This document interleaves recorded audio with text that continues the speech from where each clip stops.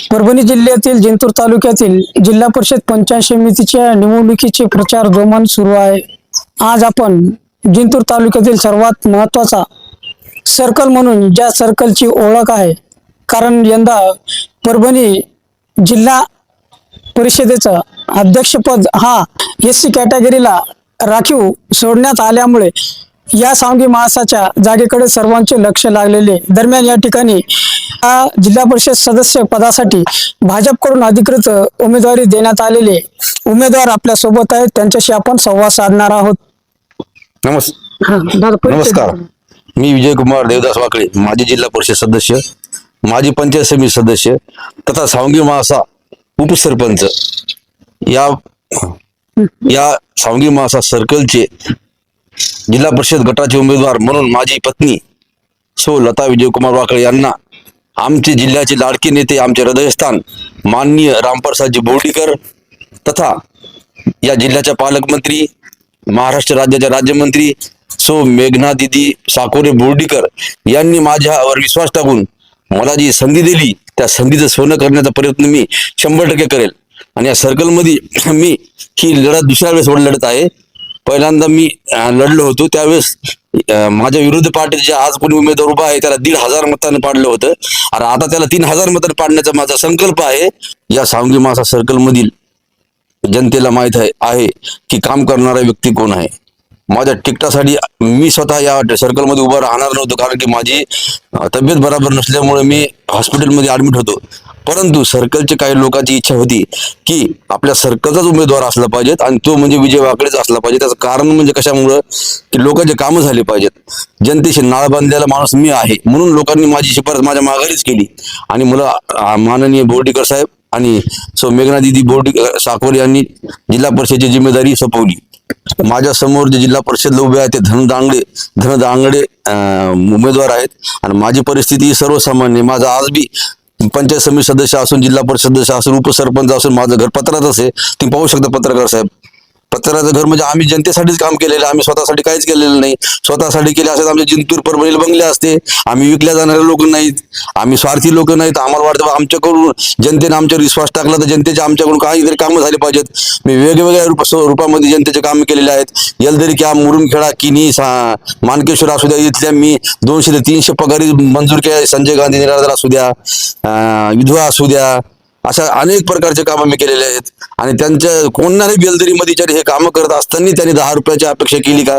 कोणी जरी एकही व्यक्ती जर म्हणला या विजय वाकळे 10 रुपये खाल्ले तर मी माझं निवडून आलो तरी मी माझ्या पदाचा राजीनामा देईल. मी अशा प्रकारे काम करतो. सुख असू द्या, दुःख असू द्या, लग्न असू द्या, मौत असू द्या, प्रत्येक ठिकाणी मी हजर राहतो. हजर राहण्याचं कारण एकच की माणुसकी आहे. माणसापेक्षा माणूस कोणी मोठं नसते. आपल्या नामदार ह्या अजून 4 वर्ष मिनिस्टर आहेत, आणि त्यांच्या हातामध्ये सरकार भाजपचं आहे. देवेंद्र फडणवीस आपल्या भाजपचे मुख्यमंत्री आहेत, आणि आपल्या भागामध्ये कुठेही फंड टाकायचा असेल तर दिदी ह्या विश्वासू आहेत मुख्यमंत्री साहेबाच्या. त्याच्यामुळे आपल्या मतदारसंघामध्ये म्हणण्यापेक्षा आपल्या तालुक्यातच आतापर्यंत फंड कमी पडणार नाही तो, आणि आपल्या मतदारसंघात बी फंड कमी पडणार नाही. आणि दिदीने तर शब्द दिलेलाच आहे की विजय वाकळे निवडून आल्याच्या नंतर त्यांना अध्यक्ष करणार आहे. डबल इंजिनचं सरकार होणार आहे. जिल्हा परिषद अध्यक्ष मी आणि दिदी मंत्री. त्याच्यामुळे आपल्या सर्कलमध्ये काहीच प्रॉब्लेम येणार नाही. कोणतेही कामं असू द्या सरळ होणार. विकासाची कामं असू द्या, दलित वस्ती असू द्या, सभामंडप असू द्या, वेगवेगळ्या प्रकारच्या योजना असू द्या, कृषी योजना असू द्या, समाज कल्याणची योजना असू द्या, कोणतीही योजना असू द्या, आपल्या सहजी प्राप्त होतात. त्यामुळे मायबाप जनतेला मी असे आवाहन करतो की यापूर्वी देखील मला संधी दिली आहे, आणि यावेळेस विशेष संधी आहे, कारण की आपल्या सर्कलचा अध्यक्ष होणार आहे. आणि जिंतूर सेलू तालुक्यामध्ये SCची एकच जागा सुटलेली आहे, ती म्हणजे सांघिक महासा. आणि मेघना दिदी बोर्डीकर ह्या राज्याच्या राज्यमंत्री असल्यामुळे आपल्याला अध्यक्षाची संधी आहे.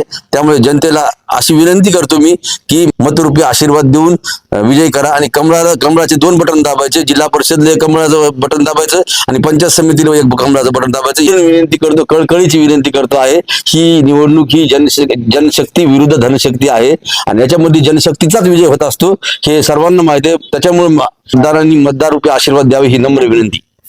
दादा, या ठिकाणी तुमच्या विरोधकाने एका सभेमध्ये तुमच्याबद्दल एक वक्तव्य केलं असल्याची चर्चा आहे या परिसरात. नेमकं काय प्रकार आहे? त्याचं कारण एकच आहे, विरोधकाच्या पायाखालची वाळू ही सरकलेली आहे. त्यांना माहित आहे की आता आपलं काही खरं नाही, त्याच्यासाठी त्याला मुद्दा सुद्धा नाही बोलायला, म्हणून हा मुद्दा धरलेला आहे.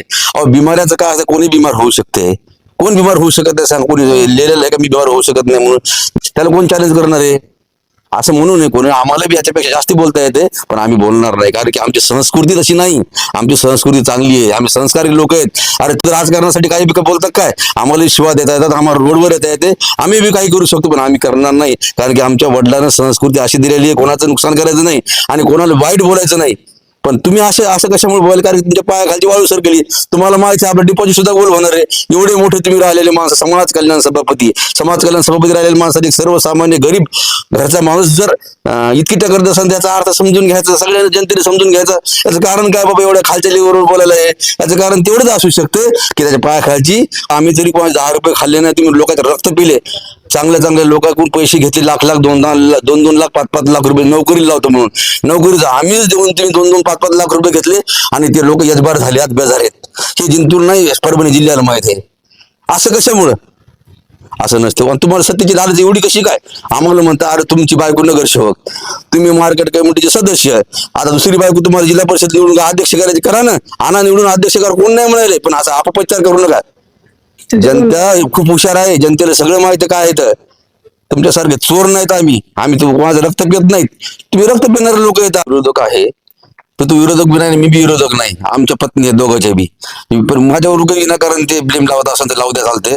जे माझ्यावर ब्लेम लावत असेल तो माणूस हा सुरुवातीला आडगाव सर्कल मध्ये उभा राहिला. आडगाव सर्कल मध्ये भूल चाफा देऊन, नोकरीचा आमिष देऊन मी नोकरी लावतो. एक त्याच्याकडे संस्था आहे, त्या संस्थेमध्ये लाखो लोक लावतो, जागाच किती मलाच कळत नाही त्या संस्थेमध्ये. त्याच्या याला नोकरी लावतो, त्याला नोकरी लावतो असं बोलून आडगाव सर्कलला निवडून बरं आले तर आले.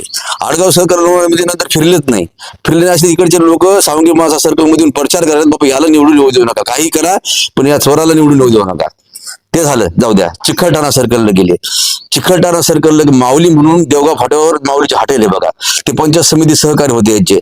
तर त्यांनी यांना पैसे लावले कशासाठी? आपलं काहीतरी जिल्हा परिषद सदस्य व्हायला 2 जण सोबत होते इलेक्शनला, जिल्हा परिषद ते होते आणि माऊली पंचायत समितीला होते. ते माऊलीला यांच्या वागण्यामुळे पक्ष सोडावा लागला, दुसरीकडे जावं लागलो. इतके भयानक लोक आहेत हे. आणि चिकलठाण्याचे लोक सुद्धा इथे आले तर प्रचार करायला, बाबा या लोक माणसाला निवडून येऊ देऊ नका, बाकी काही करा पण या माणसाला निवडून येऊ देऊ नका. आता त्याच्या मायबाप जनतेला माझी विनंती आहे, आता सावंगी महासामध्ये आले, सुरुवातीला सावंगी महासामध्ये होते, त्यांना मी 1,500 मतदान पाडलेलं आहे. तरी त्याला आता नोटाच्या बरा पैशाच्या जीवावर चाललेत ना, ते कोटी रुपये कमीले, आपलेच कमीलेत. ते दलित वस्तीमध्ये पैसे कमीले, समाज कल्याण सभापती असल्यामुळे समाजाच्या आपल्या एससी समाजाचे असतात का, त्याचे वेगवेगळ्या योजनेचे पैसे ते कमीले, ते आता आपल्याला खर्च करणार. त्याच्याकडे भरपूर पैसा झालेला आहे, कारण ते समाज कल्याण सभापती राहिले, त्यांचा पैसा घ्या, बिंदास घ्या. लोकांचे पैसे घेतलेले त्यांना नोकऱ्यासाठी लावतो म्हणून 2 लाख 5 लाख 10 लाख रुपये, ते बी पैसे आहेत त्याच्यापाशी. पैसे घ्या आणि मतदान मात्र जे निष्ठावंत कार्यकर्ता आहे आणि इमानदार कार्यकर्ता, गरीब कार्यकर्ता त्याला करा, ही मला तुम्हाला कळकळीची विनंती करतो. काय नाव तुमचं? लता विजय कुमार वाकळे, भारतीय जनता पार्टी. भरघोस मताने विजय करा. सावंगी माळसा या सर्कलमधून भाजपकडून अधिकृत उमेदवारी देण्यात आलेली त्या उमेदवाराचे उमेदवार प्रतिनिधी म्हणून विजयदादा वाकळे यांच्याशी आपण आता संवाद साधलेला आहे. त्यांनी बोलताना विविध विषयावर, विविध मुद्द्यावर अत्यंत उत्तम प्रकारे सांगितलेलं आहे. यापूर्वी देखील त्यांनी याच उमेदवारासोबत निवडणूक लढली होती आणि आता पुन्हा एकदा हीच डबल फाईट होत आहे. मात्र विषय असा आहे की राजकारणाच्या जागी ठेवावं, मात्र वैयक्तिक कोणाच्याही सुखदुःखाच्या जो प्रसंग असतो त्याच्यावर बोट ठेवणं हा राजकारणाचा विषय नसतो. आणि हा विषय घेतला तर जनता देखील त्याला त्याचा धडा शिकवल्याशिवाय राहत नाही, हे आजपर्यंत इतिहास बघण्यात आलेला आहे. दरम्यान या ठिकाणी विरोधी व्यक्तीनं काल जे वक्तव्य केले त्यामुळे या सर्कलमधील नागरिकातून देखील रोष व्यक्त केला जात आहे की बाबा कोणाच्या आजारावर तुम्ही असाल बेताल वक्तव्य करत असाल तर ते नागरिक देखील सहन करत नसतात.